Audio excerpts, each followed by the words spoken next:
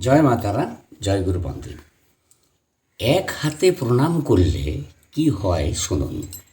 বা কোনো দেবদেবীর মন্দিরে কোন বাদ্যযন্ত্র চলে না। কখনো এক হস্তে প্রণাম করা উচিত নয়।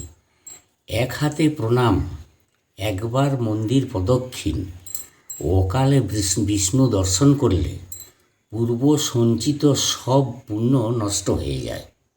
দেবদেবী ভেদে নিষিদ্ধ বাদ্যযন্ত্র।